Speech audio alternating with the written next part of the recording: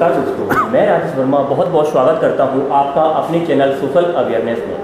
दोस्तों, जैसा कि आपको पता है कि मध्य प्रदेश में उपचुनाव होने जा रहे हैं और कांग्रेस पार्टी ने दिमनी विधानसभा से अपना प्रत्याशी घोषित कर दिया है, जिनका नाम है श्री रविंद्र सिंह तोमर जी। और आज हमारे साथ हैं दिमनी विधानसभा के उम्मीदवार श्री रविंद्र सिंह तोमर जी। सर, बहुत बहुत स्वागत है आपका हमारे channel social awareness. Thank you sir. सर्वप्रथम तो आपको बहुत बहुत बधाइयाँ कि कांग्रेस पार्टी ने आपको टिकट दिया है। Thank you.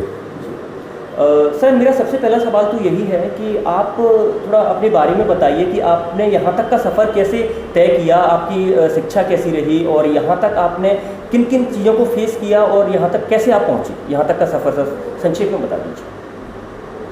शिक्षा तो हमने एमए राजनीति शास्त्र से और हिंदी से जी और समाजशास्त्र से 3 सब्जेक्ट से मैंने एमए किया, एलएलबी किया, जी जी एलएलएम किया जी। और यहाँ तक के सफ़र का सवाल है। हमारे पिताजी एक छोटे किसान थे और एक सामान्य परिवार था हमारा। जी।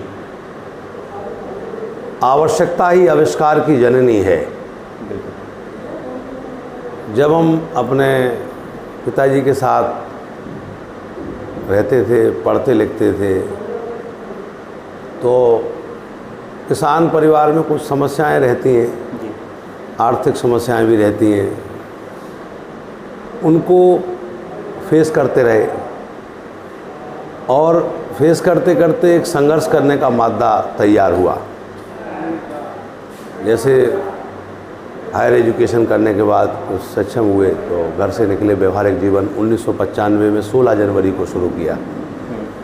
वैसे तो सामान्यतया 4 अप्रैल 1992 को हम पहली बार शहर में गए थे। उससे पहले हमारा गांव में रहना था और बाज़ार तक तो जाते थे, बट शहर में वैसे जाना आना नहीं था कि कुछ करना है, कुछ नौकरी करना है, कुछ धंधा करना है या कुछ अपने को। 4 अप्रैल 1992 को पहला दिन था। वो 2-3 साल का सफ़र, उसमें शिक्षा भी रही हमारी और शिक्षा के साथ साथ कुछ अपन छोटी मोटी नौकरी भी करते थे पार्ट टाइम में। और इसके बाद 1995 में हमारा पूर्णतया 16 जनवरी 1995 से हमारा व्यवहारिक जीवन शुरू हुआ। और उस व्यवहारिक जीवन में जब से मैं आया तब से 24-25 साल हो गए। इन 25 सालों के सफ़र में मेरी एक भी दिन छुट्टी नहीं है।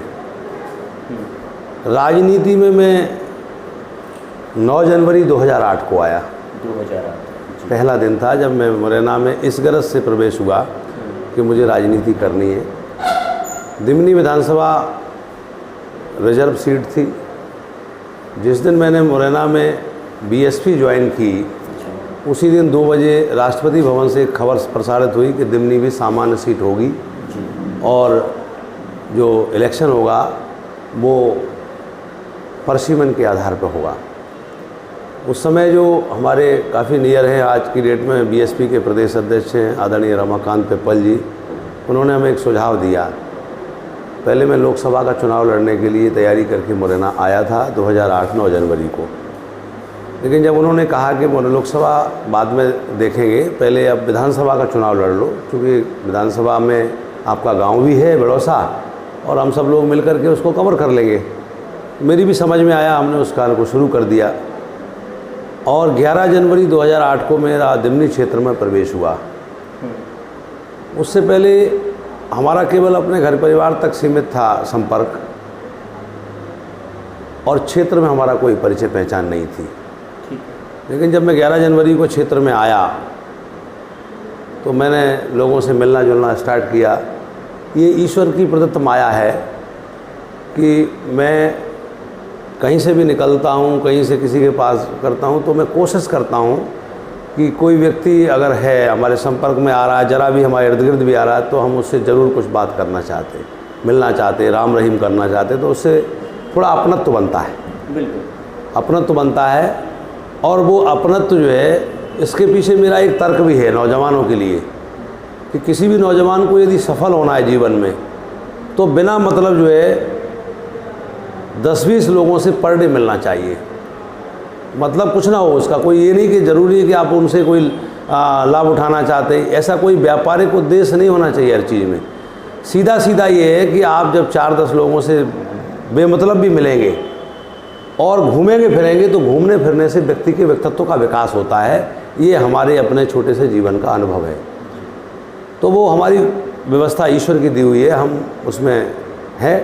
तो मैं लोगों से मिलना जुलना स्टार्ट किया। 10 फरवरी 2008 को ही बहन कुमारी मायावती जी ने वहाँ भोपाल में रैली बुलाई, तो उस रैली में मैं गया। तो मध्य प्रदेश में सबसे ज़्यादा भीड़ हम दिमनी से लेके गए। वो केवल हमारे वो मिलने जुलने का जो क्रियाकलाप थे उसका असर हुआ, और करते करते फिर वो चुनाव लड़ा। 256 वोट से वो चुनाव टेबल पे हमको हराया गया। मैं हारा नहीं था वो चुनाव, जनता को भी पता है। जनता के लोग कहने लगे, जब मुझे संबंधित अधिकारियों से ये पता चला तो मैं थोड़ा समझा। इससे पहले जनता की बात को तो मैं सोचता था कि जनता गुस्से में कह रही है, वोट दे रहे हैं, लेकिन सच्चाई है कि वो चुनाव मुझमें जो हुआ था वो सही से गणना होती तो मैं चुनाव जीता था वो। दूसरा, फिर मैं 5 साल भारतीय जनता पार्टी में काम करता रहा, लगा रहा। इसके बाद भारतीय जनता पार्टी में टिकट नहीं हुआ तो कांग्रेस ने मुझे बुला के टिकट दिया, और वो मात्र जो है मैं 1 अक्टूबर को ज्वाइन हुआ कांग्रेस, और इसके बाद 8 नवंबर को टिकट हुआ और 27 को वोटिंग हो गई। यानी ठीक 21 दिन हमें टाइम मिला। 21 दिन में जनता ने हमें बहुत बड़ा समर्थन दिया। वो चुनाव भी हम 44,000 वोट हमें मिले। पहले मिले थे 24,521, दूसरे मिले 44,000। यानी कहने का तात्पर्य 1100 वोट हमको और मिलते तो वो चुनाव भी हम जीत गए। और बहुत सारी परिस्थितियाँ अनुकूल नहीं थी। ये अभी तक के सफ़र में अब आगे का जो है इसमें हमारा कोई विशेष योगदान मैं अपना नहीं मानता हूँ, क्योंकि हम तो एक बार जनता से भी कहते हैं, तेरा तुझको अर्पण क्या लागे मेरा। जो कुछ भी है वो दिमनी क्षेत्र की जनता का है, दिमनी क्षेत्र के मतदाताओं का है कि हमको उन्होंने इस योग्य समझा। उन्होंने हर वक्त हमारे साथ कंधे से कंधा मिला करके हमारा साथ दिया, हमको 2 चुनाव फाइट कराए, और वो जो वोट की जो वजनदारी है, जो चुनाव हम जीत की ओर गया, दोनों चुनाव जीत की ओर गए, तो उससे जनता में एक जो उत्साह हमको दिया, वो हौसला मेरा भी बना रहा कायम। और कहीं ना कहीं राजनीतिक दल में भी हमारी वजनदारी इस रूप में रही कि मैं 2 चुनाव हारा नहीं हूँ बल्कि जनता से जीता हूँ। इस बार भी यही है। आदरणीय कमलनाथ जी ने हमसे शुरू में ये कहा था कि हम सर्वे कराएंगे, और सभी से कहा उन्होंने, आदरणीय दिग्विजय सिंह जी राय साहब ने और सभी नेताओं ने, कि सर्वे होगा, सर्वे के आधार पर जिसका नाम ऊपर होगा उसको टिकट दिया जाएगा। तो जनता ने ये जो टिकट हमको दिमनी क्षेत्र में अभी मिला है कांग्रेस पार्टी का, ये हमारा नहीं है, ये टिकट दिमनी क्षेत्र की जनता का है, दिमनी क्षेत्र के मतदाताओं का है। उन्होंने हमारा नाम सर्वे में 1 नंबर पर रखा। तो ये पहली बार हुआ है लोकतंत्र में पहली बार किसी राजनीतिक दल ने और हमारे नेता ने, आदरणीय कमलनाथ जी ने ये निर्णय लिया है। ये मैं समझता हूँ कि भारतीय इतिहास में पहला मौका है कि जब जनता के कहने पर टिकट दिया जा रहा है, नहीं तो लोग थोप देते थे। ये बहुत बड़ी बात है, और मैं आभार प्रदर्शन कर रहा हूँ हमारी पार्टी का, हमारे नेता आदरणीय कमलनाथ जी का, और दिमनी क्षेत्र के मतदाताओं जनताओं का विशेष अभिनंदन कर रहा हूँ कि उन्होंने हमें इस योग्य समझा और हम उनकी सेवा कर पाएँ। ईश्वर हमें ऐसी शक्ति दे।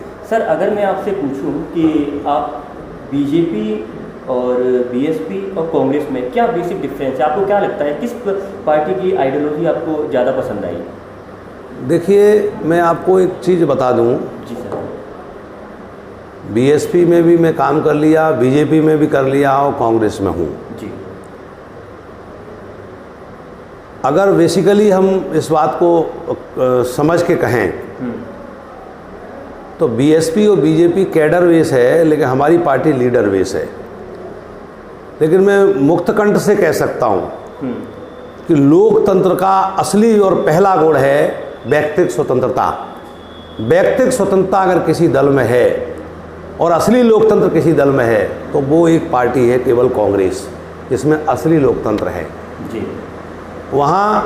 यहाँ कोई बंदिश नहीं है, कोई दबाव नहीं है। अदर दल में आप अपनी मर्जी से कुछ नहीं कर सकते। आप व्यक्तिगत स्वतंत्रता वहाँ नहीं है। तो इसलिए लोकतंत्र का जहाँ असली गुण है, जहाँ पहला लोकतंत्र का यहाँ से शुरू होता है कि भाई व्यक्तिगत स्वतंत्रता, तो वो केवल कांग्रेस है। जी सर, अगर आपको जनता, दिमनी की जनता आपको विधायक के लिए चुनती है तो ऐसे कौन कौन से काम होंगे या फिर ऐसे कौन कौन से सुधार होंगे दिमनी विधानसभा क्षेत्र में जिनको आप करना चाहोगे? देखिए, मैं बता दूं आपको, हमारा तो पहले दिन से ही एक उद्देश्य है, निरुद्देश्य राजनीति और निरुद्देश्य सामाजिक कर्म पाप का काम है। और एक चीज़, दूसरी चीज़ ये है कि कवि, लेखक, दार्शनिक, सक्षम व्यक्ति समाज में हर एक नहीं होता। कुछ चुनिंदा लोग होते हैं, उनकी नैतिक जिम्मेवारी है कि वो समाज के भार को अपने कंधों पे महसूस करें। यदि वो ऐसा नहीं करते तो समाज के अपराधी माने जाएंगे।